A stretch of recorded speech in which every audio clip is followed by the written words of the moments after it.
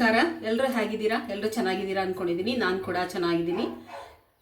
ಯಾರೆಲ್ಲ ನನ್ನ ಚಾನಲ್ ನೋಡ್ತಾ ಇದ್ದೀರಾ, ಸಬ್ಸ್ಕ್ರೈಬ್ ಮಾಡ್ಕೊಳ್ಳಿ ನಮ್ಮ ಚಾನಲ್ನ, ಹಾಗೂ ಕಮೆಂಟ್ ಮಾಡಿ, ಲೈಕ್ ಮಾಡಿ, ಮತ್ತು ಶೇರ್ ಮಾಡಿ, ಹಾಗೂ ಸಪೋರ್ಟ್ ಮಾಡ್ತಾಯಿರಿ.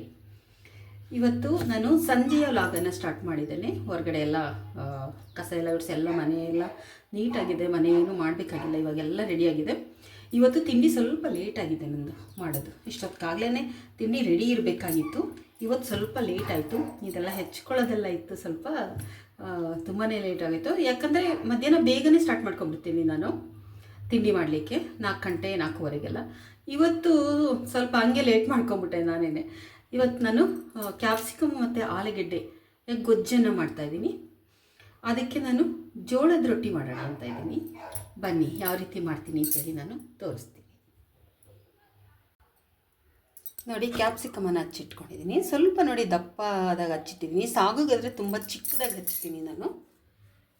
ಈರುಳ್ಳಿ ಹಚ್ಕೊಂಡಿದ್ದೀನಿ. ಈರುಳ್ಳಿ ಬೇಡ ಅಂತ ಅಂದವರು ಸ್ಕಿಪ್ ಮಾಡ್ಬೋದು. ಈರುಳ್ಳಿ ಇಲ್ಲದೆ ಕೂಡ ಮಾಡ್ತೀನಿ. ಸ್ವಲ್ಪ ಆಲೂಗೆಡ್ಡೆ ಕೂಡ ಇದಕ್ಕೆ ಹಾಕ್ಕೊಳ್ತಾ ಇದ್ದೀನಿ. ನೋಡಿ, ಇಷ್ಟು ದಪ್ಪಕ್ಕೆ ಹಚ್ಚಿದ್ದೀನಿ. ಇವಾಗ ಸ್ವಲ್ಪ ಎಲ್ಲ ದಪ್ಪಕ್ಕೆ ಹೆಚ್ಚಿಟ್ಟಿದ್ದೀನಿ ನಾನು. ಸಾಗು ಮಾಡಿದ್ರೆ ತುಂಬ ಚಿಕ್ಕದಾಗಿ ಹೆಚ್ಚಿದ್ದೀನಿ. 1-2 ಟೊಮೆಟೊ ಹಾಕ್ಕೊಂಡಿದ್ದೀನಿ. ಸ್ವಲ್ಪ ಕಾಯಿ ತುರಿ ಇಟ್ಕೊಂಡಿದ್ದೀನಿ. 1 ಸ್ಪೂನಷ್ಟು ಕಡಲೆ ಹಾಕ್ಕೊಂಡಿದ್ದೀನಿ. 1 ಚೂರು ಇದಕ್ಕೆ ಹುಣಸೆಹಣ್ಣು ಇಟ್ಕೊಂಡಿದ್ದೀನಿ, ಸ್ವಲ್ಪ ಟೇಸ್ಟ್ ಬರುತ್ತೆ ಅಂತ ಹೇಳಿ. ಇವಾಗ ನಾನು ಮಿಕ್ಸಿ ಜಾರ್ಗೆ ಹಾಕ್ಕೊಳ್ತೀನಿ ಇದನ್ನೆಲ್ಲ. ನೋಡಿ, ಎಲ್ಲ ಜಾರ್ಗೆ ನಾನು ಹಾಕ್ಕೊಂಡಿದ್ದೀನಿ. ಇವಾಗ ಇದನ್ನು ನುಣ್ಣಗೆ ರುಬ್ಕೊಳ್ಳೋಣ.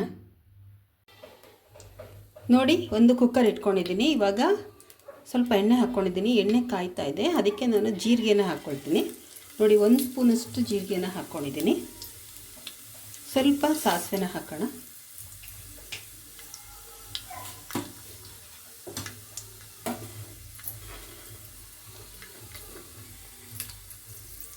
ಸ್ವಲ್ಪ ಕರ್ಬೇವಿನ ಸೊಪ್ಪನ್ನು ಹಾಕೋಣ.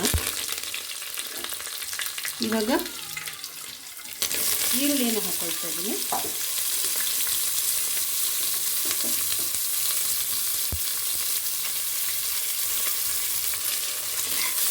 ಸ್ವಲ್ಪ ಈರುಳ್ಳಿನ ಮಗ್ಸ್ಕೊಳ್ಳೋಣ.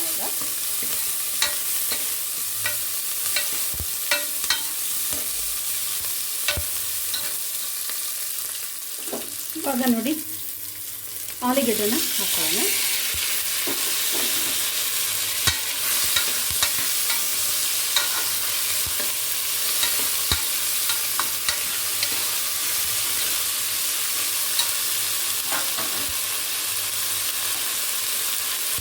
ಅದಕ್ಕೆ ಇವಾಗ ನಾನು ಕ್ಯಾಪ್ಸಿಕಮನ್ನು ಹಾಕ್ಕೊಳ್ತೀನಿ.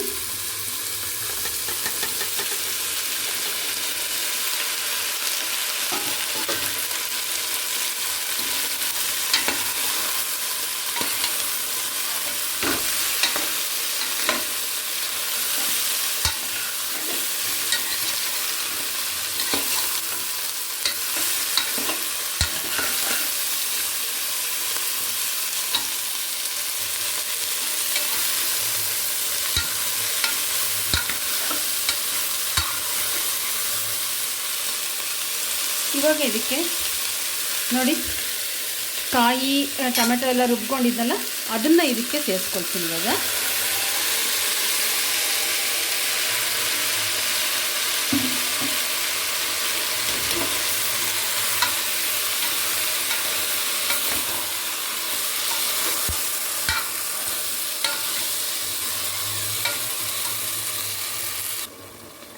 ನೋಡಿ, ಇವಾಗ ಖಾರದ ಪುಡಿಯನ್ನು ಹಾಕ್ಕೊಳ್ತೀನಿ. ಸುಮಾರು ಒಂದು 3-4 ಚಮಚ ಹಾಕಿದ್ದೀನಿ, ಬೇಕಾಗುತ್ತೆ ಅಂತ ಹೇಳಿ. ಇಷ್ಟು ಖಾರ ಬೇಕಾಗುತ್ತೆ ಇದಕ್ಕೆ. ನಿಮ್ಮ ಮನೆ ಖಾರದ ಪುಡಿ ಯಾವ ರೀತಿ ಇದೆ ನೋಡಿ. ನಮ್ಮನೆ ಸ್ವಲ್ಪ ಖಾರ ಕಡಿಮೆ ಇರುತ್ತೆ, ಅದರಿಂದ ನಾನು ಒಂದು ಸ್ವಲ್ಪ ಜಾಸ್ತಿನೇ ಹಾಕ್ಕೊಳ್ತೀನಿ.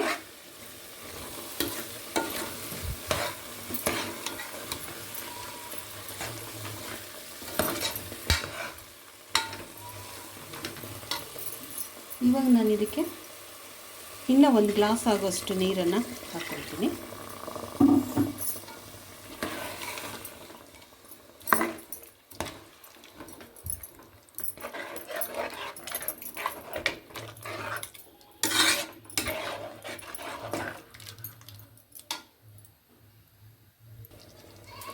ನೋಡಿ, ಇವಾಗ ಇಷ್ಟು ಉಪ್ಪನ್ನು ಹಾಕೋಣ. ಇಷ್ಟು ಉಪ್ಪು ಬೇಕಾಗುತ್ತೆ ಇದಕ್ಕೆ. ಕಲ್ಲುಪ್ಪನ್ನು ಜಾಸ್ತಿ ಬಳಸಿ ಪುಡಿ ಉಪ್ಪಿಗಿಂತ. ಕಲ್ಲುಪ್ಪು ತುಂಬ ಒಳ್ಳೆಯದು. ಇವಾಗ ನಾನು ಇದನ್ನು ಮುಚ್ಚಳನ ಮುಚ್ಚಿ 2 ಸಲ ಕೂಗಿಸ್ಕೊಳ್ತೀನಿ. ನೋಡಿ, 1 ಸ್ಪೂನಷ್ಟು ಸಕ್ಕರೆ ಕೂಡ ಹಾಕ್ಕೊಳ್ಳೋಣ ಇದಕ್ಕೆ, ಚೆನ್ನಾಗಿರುತ್ತೆ ಅಂತ. ನೋಡಿ, ಸ್ವಲ್ಪ ಜೋಳದ ಹಿಟ್ಟನ್ನು ತೊಗೊಂಡಿದ್ದೀನಿ, ಅದಕ್ಕೊಂದು ಸ್ವಲ್ಪ ಉಪ್ಪನ್ನು ಹಾಕ್ಕೊಳ್ತಾ ಇದ್ದೀನಿ. ಉಪ್ಪು ಹಾಕಿ ಮಿಕ್ಸ್ ಮಾಡ್ಕೊಳ್ಳೋಣ ಹೀಗೆ.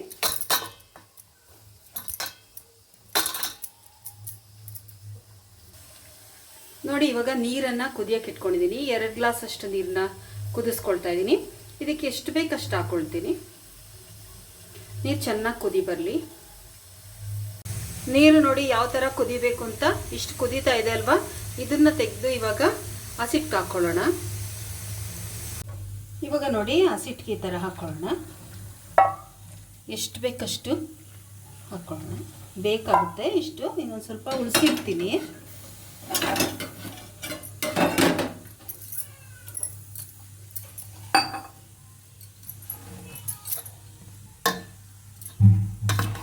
ಹಸಿಟ್ಟನ್ನೆಲ್ಲ ಈ ಥರ ಕಲಿಸ್ಕೊಳ್ಳೋಣ. ನಾನು ಇದೇ ಥರ ಮಾಡೋದು. ಒಂದೊಂದು ಸಲ ಒಲೆ ಮೇಲೆ ನೀರು ಇರುವಾಗಲೇ ಹಾಕ್ಕೊಂಡ್ಬಿಡ್ತೀನಿ.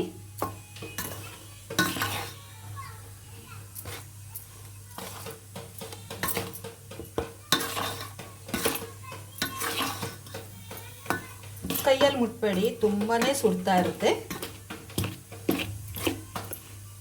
ಒಂದು ಸ್ಪೂನು ಸೌಟು ಯಾವುದಾದ್ರು ಒಂದು ಸಹಾಯದಿಂದ ಈ ಥರ ಮಾಡ್ಕೊಳ್ಬೇಕು.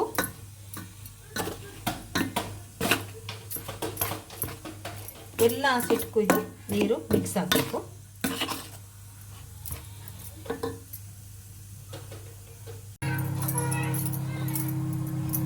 ನೋಡಿ, ಸ್ವಲ್ಪ ಈ ಥರ ಇದನ್ನು ಮಿತ್ಕೋಬೇಕು. ಚೆನ್ನಾಗಿ ಎಷ್ಟು ನಾವು ಮಿತ್ಕೊಳ್ತೀವಿ ಅಷ್ಟು ರೊಟ್ಟಿ ಚೆನ್ನಾಗಿ ಬರುತ್ತೆ. ಬಿಸಿ ಇದೆ ತುಂಬ.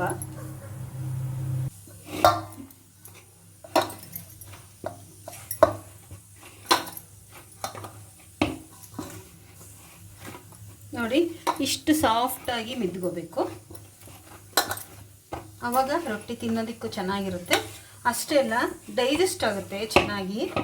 ನಾನು ಮಾಡೋಂಥ ರೊಟ್ಟಿ ಏನಂದರೆ, ಚಿಕ್ಕ ಮಗುವಿಂದ ಹಿಡಿದು ತುಂಬ ವಯಸ್ಸಾಗಿರೋರು ಕೂಡ ತಿನ್ನೋವಂಥ ರೊಟ್ಟಿನ ಮಾಡೋದು ನಾನು. ಆ ರೀತಿ ಮೆಥಡಲ್ಲಿ ಮಾಡ್ತೀನಿ.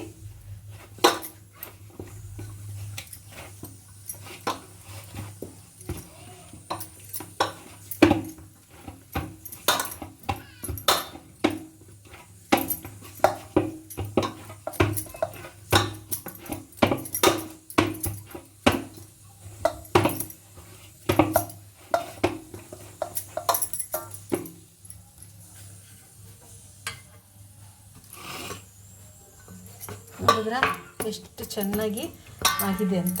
ಎಷ್ಟು ನೋಡಿ, ಪ್ರೆಸ್ ಒಂದು ಬೆಳ್ಳಲ್ಲಿ ಹಿಂಗೆ ಮಾಡಿದ್ರೆ ಈಗ ಹೋಗಬೇಕು, ಆವಾಗ ಚೆನ್ನಾಗಿ ಬಂದಿದೆ ಅಂತ. ಈಗ ನಾವು ರೊಟ್ಟಿನ ತಟ್ಕೊಳ್ಳೋಣ. ಸ್ವಲ್ಪ ಹಾಗೆ ಇದನ್ನು ಮುಚ್ಚಿಡೋಣ. ಇದರಲ್ಲಿ ಮಾಡೋವರೆಗೂ ಉಳಿದಿರೋದನ್ನು ಮುಚ್ಚಿಟ್ಕೋಬೇಕು.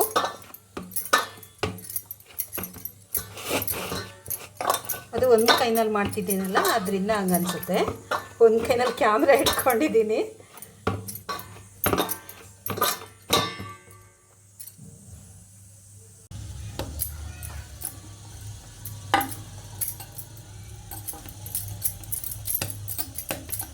ಇದೆಲ್ಲ ಸೆಲ್ಫ್ ಎಲ್ಲ ಬಂದ್ಬಿಟ್ಟಿದೆ, ಸ್ವಲ್ಪ ಬೆಳಕು ಕಡಿಮೆ ಇಲ್ಲಿ. ಬೇರೆ ಲೈಟ್ ಹಾಕ್ಕೋಬೇಕು, ಇಲ್ಲ ಮನೆಯೇ ಚೇಂಜ್ ಮಾಡಬೇಕು.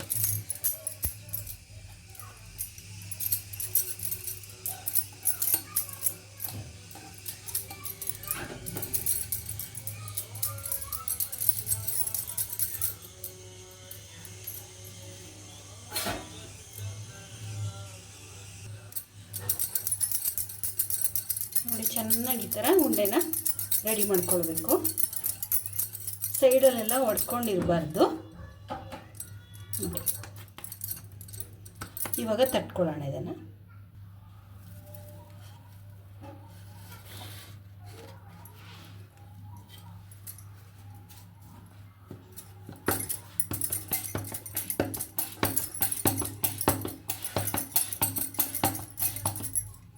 ಸ್ವಲ್ಪ ಕೆಳಗಡೆ ಈ ಥರ ಹಸಿಟ್ಟು ಹಾಕ್ಕೊಂಡು ತಟ್ಕೋಬೇಕು.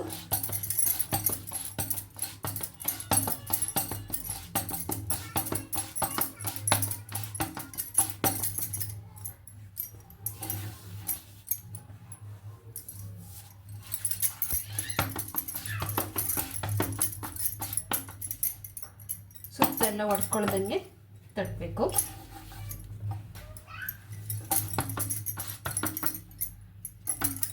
ಈ ಬೆರಳಿದೆಯಲ್ಲ ಇದನ್ನ ಈ ಥರ ಕೊಟ್ಕೊಂಡ್ರೆ ಒಡ್ಕೊಳ್ಳಲ್ಲ.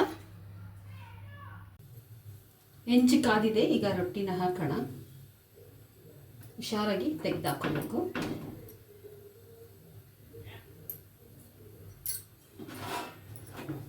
ನೋಡಿ, ನೀರು ಇಟ್ಕೊಂಡಿದ್ದೀನಿ, ಯಾಕಂದರೆ ರೊಟ್ಟಿಗೆ ಸಾವರೋದಕ್ಕೆ ಅಂತ ಹೇಳಿ.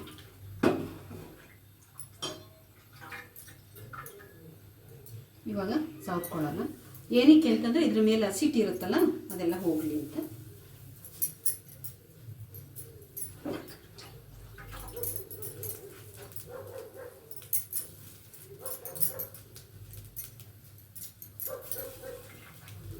ನಾನು ಕೈನಲ್ಲೇ ಮಾಡ್ಕೊಂಡ್ಬಿಡ್ತೀವಿ ಒಂದೊಂದ್ಸಲ, ಬಟ್ಟೆ ಇಟ್ಕೊಳ್ಳೋದೇ ಇಲ್ಲ.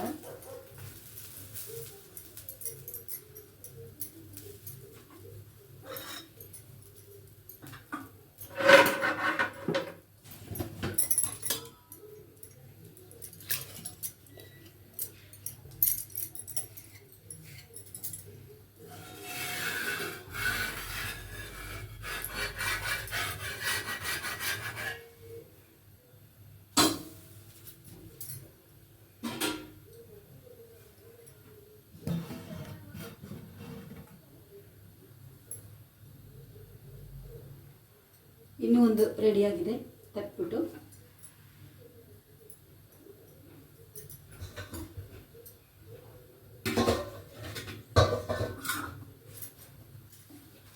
ಒಂದು ರೊಟ್ಟಿ ಆಗಬೇಕಾದ್ರೆ ಇನ್ನೊಂದು ರೊಟ್ಟಿನ ನಾವು ರೆಡಿ ಮಾಡ್ಕೊಂಡಿರಬೇಕು.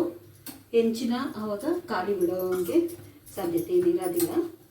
ಇಲ್ಲಾಂದರೆ ಹೆಂಚು ಖಾಲಿ ಇರುತ್ತೆ, ಕಾಯ್ತಾ ಇರುತ್ತೆ, ಗ್ಯಾಸ್ ಎಲ್ಲ ವೇಸ್ಟ್ ಆಗುತ್ತೆ. ಅದಕ್ಕೆ ಏನು ಮಾಡಬೇಕಂದ್ರೆ ಒಂದು ಆಗ್ತಾ ಇದ್ದಂಗೆ ಒಂದನ್ನು ರೆಡಿ ಮಾಡ್ಕೋಬೇಕು ನಾವು.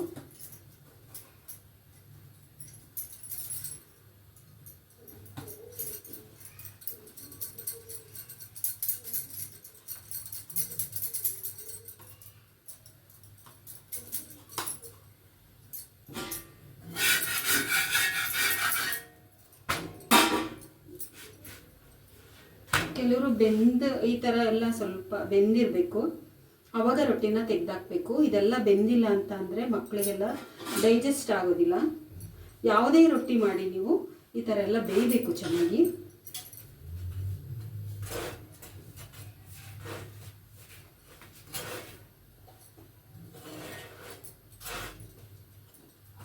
ಮತ್ತು ಜೋಳದ ರೊಟ್ಟಿ ತುಂಬಾ ಒಳ್ಳೆಯದು ಆರೋಗ್ಯಕ್ಕೆ. ತಂಪು ಅಷ್ಟೇ ಅಲ್ಲ, ಇದು ಕೂಡ ಆಂಟಿಬಯೋಟಿಕ್ ಆಗಿ ಕೆಲಸ ಮಾಡುತ್ತೆ.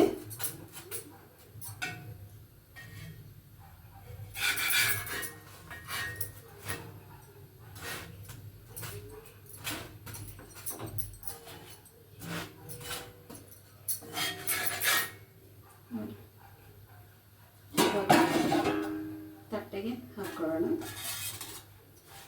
ಎಲ್ರಿಗೂ ಇಷ್ಟ ಆಗುತ್ತೆ ರೊಟ್ಟಿ ಅಂದರೆ, ನನಗಂತೂ ಬಹಳನೇ ಇಷ್ಟ. ನನಗೆ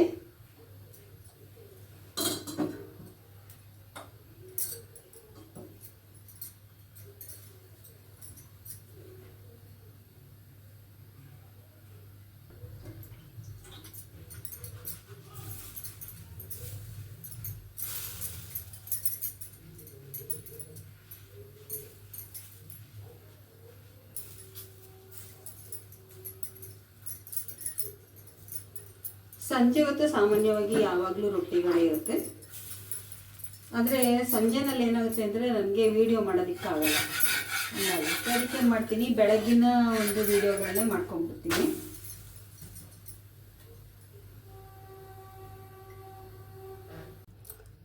ನೋಡಿ ಗೊಜ್ಜು ಎಷ್ಟು ಚೆನ್ನಾಗಾಗಿದೆ ಅಂತ.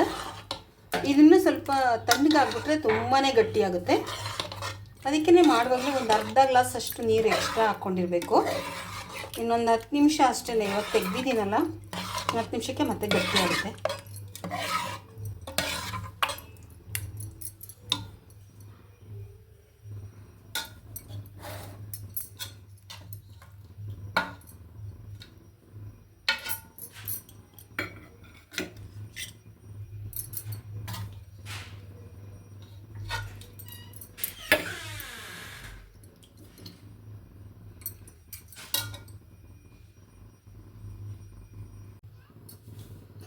ನೋಡಿ ಬೆವರು ತುಂಬಾ ಬರ್ತಾ ಇದೆ, ತುಂಬಾ ಸೆಕೆ ಇದೆ ಮಾತ್ರ.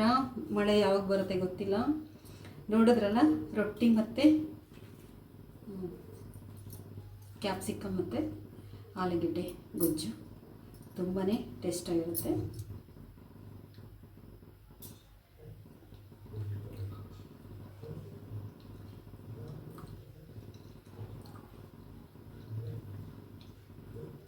ತುಂಬ ಟೇಸ್ಟಾಗಿರುತ್ತೆ ಜೋಳದ ರೊಟ್ಟಿಗೆ.